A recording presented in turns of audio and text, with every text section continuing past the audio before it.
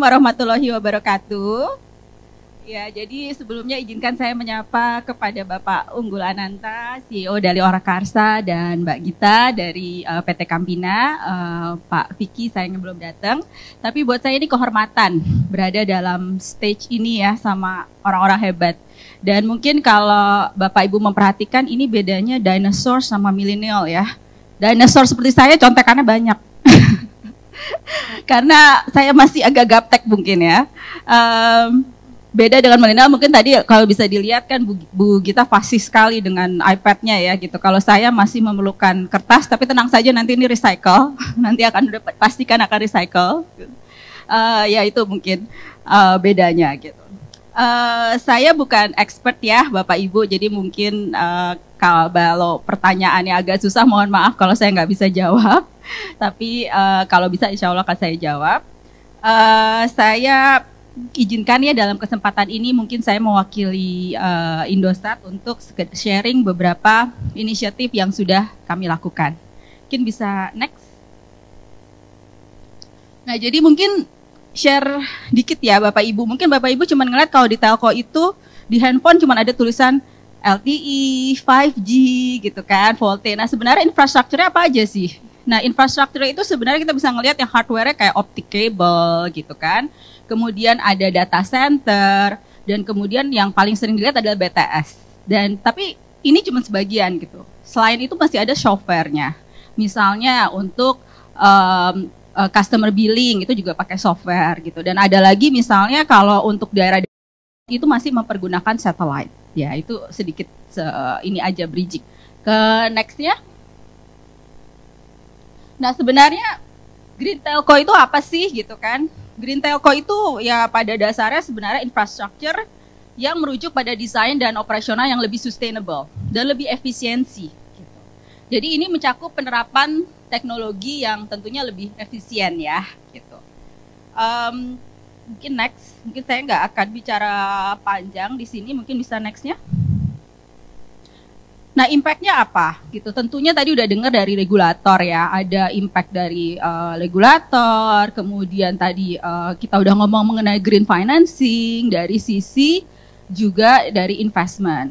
Tapi juga yang paling penting adalah sebenarnya kalau saya bisa highlight di sini adalah dari sisi customer sama employee-nya sendiri. Satu, customer semakin lama kita punya customer itu, terutama dari sisi B2B itu pasti ngelihatnya kerjasama bisnis yang partnernya juga lebih efisien atau yang partnernya lebih green. Kenapa? Karena itu juga membantu mereka terkait dalam sustainability report-nya. Jadi pemilihan partner, bisnis partner, vendor yang lebih green itu juga suatu hal yang sangat penting gitu pada saat ini. Dan yang lebih penting lagi adalah dari sisi employee. Kalau misalnya Bapak Ibu mungkin banyak employee-nya yang anak-anak Gen Z ya gitu, mereka sekarang lebih senang atau mencari pekerjaan di company-company yang lebih sustainable. Saya pernah ketemu sama Gen Z, dia kerja di company yang mungkin industrinya terkenal nggak sustainable gitu ya. Itu agak malu gitu untuk bilang kerja di mana. Adalah Mbak di perusahaan ini. Perusahaan mana yang bergerak di sini gitu. Jadi sekarang Gen Z itu banyak lebih tertarik untuk bekerja di perusahaan-perusahaan yang tadi lebih sustainable, lebih punya value gitu. Karena mereka lebih aware. Yang gerakin kita sekarang ini kan Gen Z ini seperti Mas Unggul ini gitu. Yang lebih menggerakkan gimana kita harus lebih green gitu ke depannya. Which is I think is very very good ya. Gitu kan. Karena buat orang-orang seperti zaman saya mungkin agak susah ya. Tapi tadi saya sangat berterima kasih sama anak-anak muda ini yang berpikir untuk ke depan dan berpikir mengenai kelanjutan usaha dan kelangsungan perusahaan itu sendiri. Next. Nah kalau dari segi telco sendiri, mungkin satu hal yang pada dasarnya paling sulit untuk telco itu adalah dari sisi energi efisiensi. Nah ini adalah gambaran di mana perusahaan telco di dunia itu paling nggak ada 3 top initiative, yaitu infra dan tech refreshment, green energy procurement, dan CO2 offsetting scheme. Ini adalah hampir common di semua telco dunia. Mereka bergerak ke arah sini. Ini memang sudah dasarnya ya kita mengikuti bahwa sesuai dengan industri kita. industri telekomunikasi itu udah pasti very high energy consumption. That's why yang thinkingnya adalah when we think about sustainability in the term of our business adalah bagaimana sehingga kita bisa lebih efisien dari segi energi intensitas, energy consumption gitu. Nah ini adalah contoh dari yang kami lakukan research untuk global company dunia. Ini banyak, ini saya cuma ngambil 3 company. Cellnex ini adalah company yang juga besar di Eropa, base-nya di Spanyol. Ini bisa dilihat energy transition plan, kemudian carbon capture, dan juga misalnya Telefonica ini di Jerman, O2. Ini kalau nggak salah sponsor klub bola apa gitu ya, ada gitu. Terus kemudian juga Deutsche Telekom ini juga di Jerman gitu kan. Ini another example. Bahkan kalau kita melihat company-company yang di Singapura seperti Singtel ini juga sudah bergerak ke arah pada dasarnya infra dan tech refreshment untuk energy efficiency dan green energy procurement. Okay. Next. Nah, mungkin share Indosat sendiri gimana gitu ya. Mungkin bisa next lanjut. Next slide. Jadi di Indosat kita punya 3 pilar dari segi ESG. Yang pertama adalah practicing environmental safeguard. Ini balik lagi gimana usaha-usaha kami sebagai perusahaan untuk lebih go untuk green energy dan untuk lebih responsible. Antara lain misalnya kita mengganti dengan solar panel, mengurangi ketergantungan pada diesel, atau menggunakan teknologi-teknologi yang baru seperti sleep cell. Jadi itu yang lebih efisien dari segi baterai ataupun baterai yang hanya otomatis gitu, hanya nyala ketika pada saat dibutuhkan dan pada saat tidak dibutuhkan adalah akan mati gitu. Ini contohnya. Gitu.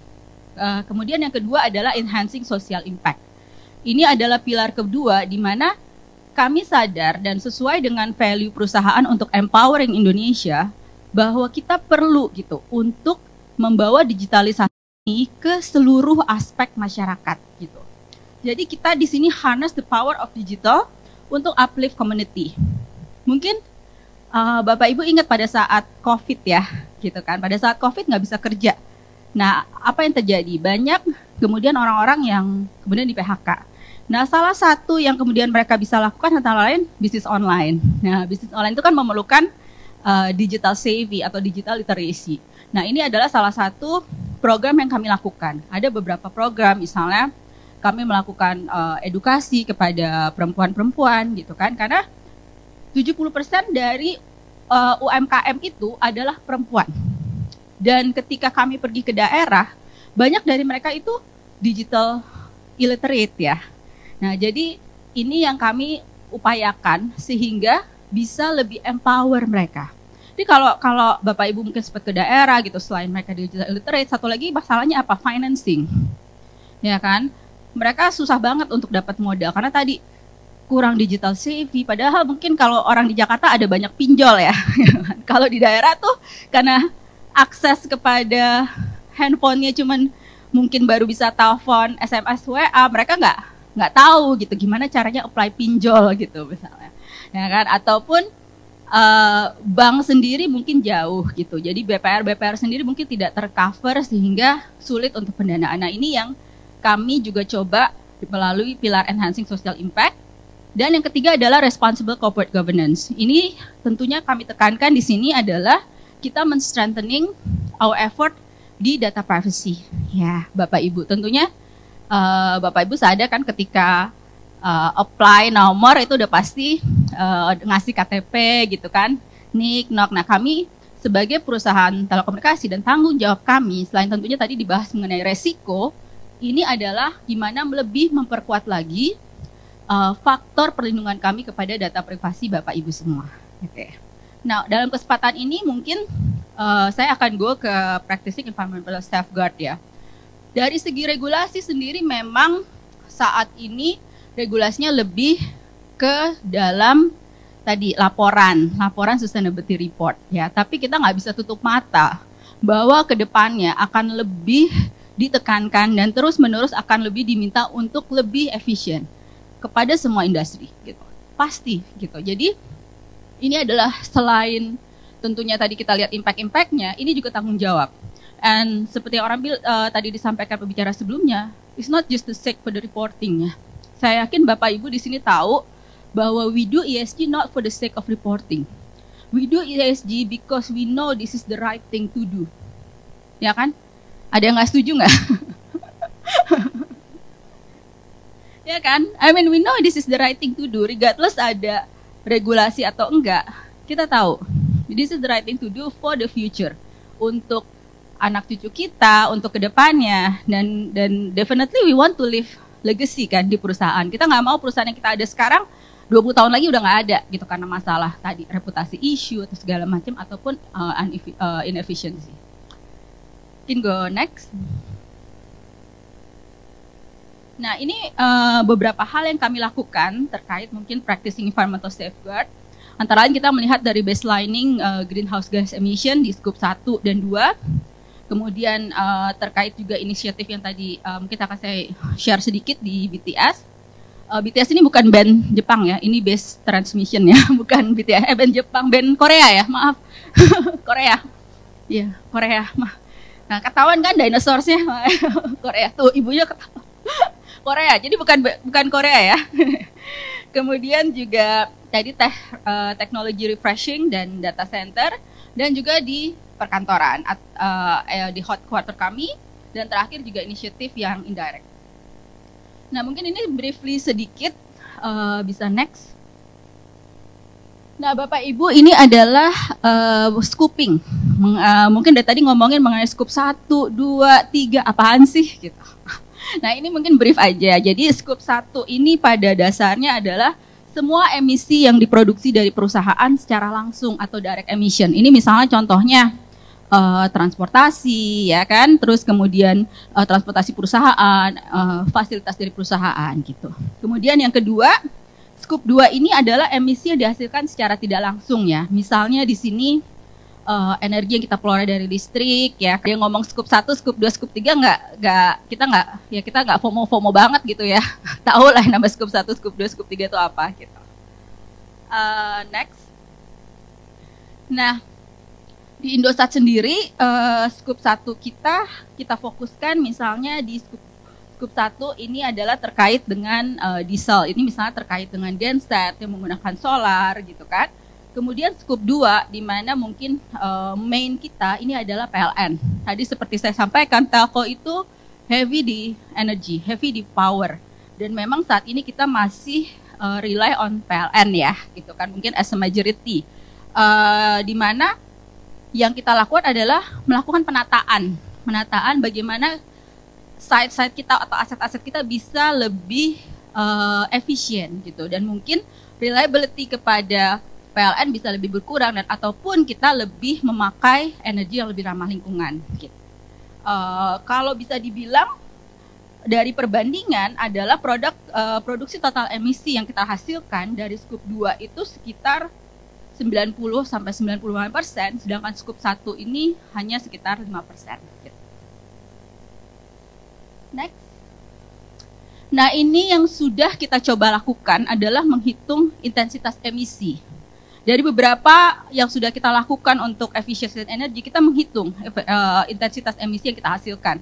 Jadi kalau bisa dilihat di sini, itu alhamdulillah sudah berkurang ya. Kita sudah berkurang sekitar 28,8% dari reduction emission dari sejak 2020 ke 2022. Ya, target kita untuk terus semakin berkurang, karena tadi seperti dibilang oleh pembicara sebelumnya, ini nggak cuma sekedar investment untuk short term, ini adalah investment untuk long term, gimana kita bisa lebih efektif, lebih efisien, dan balik lagi ke ROI perusahaan.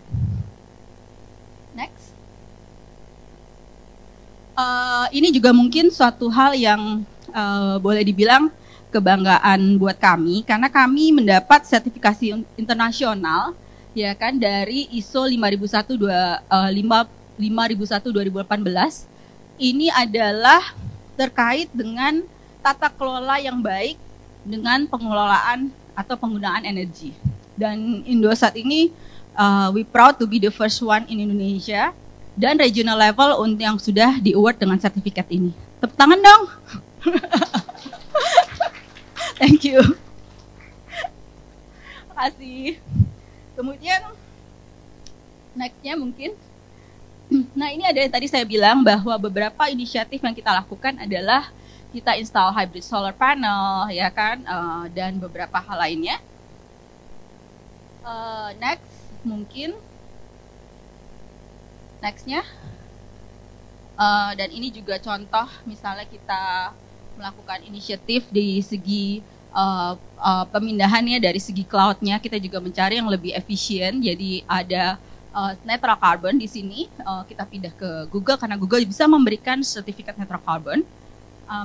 Nextnya, ini juga beberapa contoh green building initiative kita, antara lain ya misalnya mengganti sila dan peran. Mungkin simple ya gitu kan, but ini sebenarnya hal kecil ini, tadi mungkin pembicara sebelumnya udah bilang, hal kecil ini sebenarnya kalau kita lakukan, ini impact-nya besar gitu, dan juga buat cost itu juga besar. Jadi misalnya solar panel untuk outdoor lighting, vertical garden, atau lampu yang nyala dengan movement gitu kan.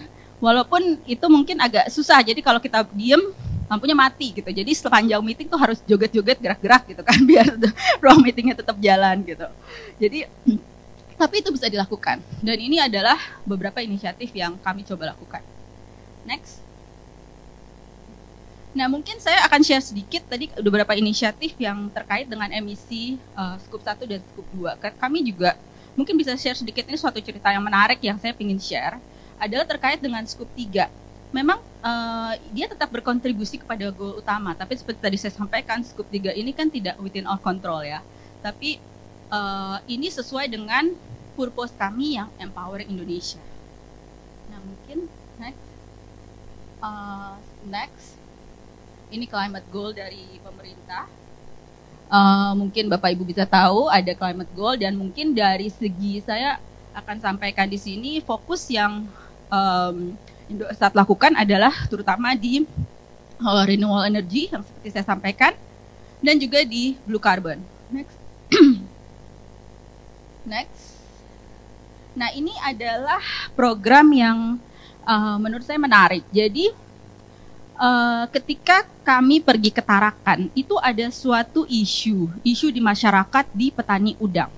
Jadi petani, bukan petani ya namanya, kalau udang itu apa? Peternak. Ya, shrimp farm. Ya, petambak udang. Jadi petambak udang ini mempunyai kepercayaan di Tarakan bahwa pohon mangrove itu menyebabkan kadar air rusak, sehingga udangnya produksinya menjadi jelek. Jadi yang mereka lakukan adalah membabat pohon mangrove ini untuk tambaknya. Bukan karena menyebar untuk memperluas tambak, tapi karena mereka percaya kadar airnya rusak kan, dan tidak bagus untuk udang. Dengan adanya mangrove membuat mereka gagal panen. Itu beliefnya ya, beliefnya mereka. Nah, setiap adanya proses restorasi mangrove di Kalimantan, di Tarakan ini sangat sulit karena masyarakatnya selalu menentang gitu. Ini jelek banget gitu, nggak bisa. Pokoknya pohon mangrove ini harus ditebang, karena kalau nggak usaha kami nggak akan berhasil. Kurang 1 menit, Bu Resti. Nah, akhirnya kami next. Nah, ini adalah beberapa program yang kami lakukan. Adalah kami memasang IoT di mangrove untuk melihat bahwa mangrove itu tidak menyebabkan kondisi air jelek. Nah, mungkin kalau Bapak-Bapak pingin, ini bisa scan di sini, scan barcode ini, dan bisa melihat ini live. Ini adalah water quality yang ada di sana. Ini bisa di view di public. Jadi Bapak-bapak di sini silakan scan. Kalau ingin melihat water quality yang ada di Tarakan sana, benar nggak sih sebenarnya water quality jelek? Nah, dari sini dengan teknologi kami berhasil membuktikan kepada masyarakat sana bahwa kualitas air itu nggak berkurang atau nggak jelek gara-gara adanya pohon mangrove. Jadi alhamdulillah kami berhasil mematahkan belief di sana bahwa mangrove itu merusak peternakan udang mereka. Nah, ini satu gitu, harusnya sih bisa ya. Ini adalah contoh water quality yang ada di sana. Dan kedua, isu kedua juga yang kami coba bantu next adalah pemerintah di sana susah untuk memetakan berapa banyak sih mangrove yang ada di daerah situ. Nah, ini juga dilakukan Bapak-bapak Ibu bisa di sini. Ini kita melibatkan community. Mereka kayak crowdsourcing gitu, memfoto. Jadi kita bisa tahu, pemerintah sana bisa tahu lokasi mangrove itu di mana aja, yang rusak di mana aja. Ini mereka lakukan, mereka foto, mereka kirimkan. Jadi ini juga again beberapa hal yang kami lakukan dari inisiatif Scope 3 ini. Nextnya mungkin fast aja. Next. Ini juga ada inisiatif yang kami lakukan juga dengan teknologi IoT tadi, dengan menggunakan teknologi mengajak masyarakat ini terkait dengan konservasi terumbu karang. Jadi kami memakai teknologi untuk melihat perkembangan life cycle-nya terumbu karang, penyu ya, penyu kalau di laut, kura-kura, penyu. Nah ini juga keberhasilan teknologi yang kita lakukan. Next. Dan ini juga inisiatif baru, yaitu adalah merubah sampah menjadi pulsa. Jadi kami memperkenalkan orang-orang untuk membantu meningkatkan mereka bisa menukar sampah plastiknya untuk menjadi pulsa. Jadi ini beberapa inisiatif di Scoop 3 yang kita lakukan. Cuman mungkin key message yang saya ingin ambil di sini adalah satu, we can use technology untuk empower people. Tapi kita butuh kolaborasi, apalagi terutama terkait dengan ESG, environment. Banyak di sini sebenarnya yang bisa kita lakukan kolaborasi antara teknologi, masyarakat, dan juga empowering community gitu. Jadi ESG itu is not that all bad gitu. ESG itu is not that all costly. Dan there's a lot of thing that we can do untuk ESG gitu. Jadi call to action dari saya mungkin ngikutin yang lain, let's collaborate. Banyak hal yang bisa kita kolaborasikan. Jadi nggak cuma es krim, nanti KPPU ya kalau antara Diamond dan Campina. Tapi banyak hal yang bisa kita kolaborasikan. Demikian dari saya. Terima kasih. Wassalamualaikum warahmatullahi wabarakatuh.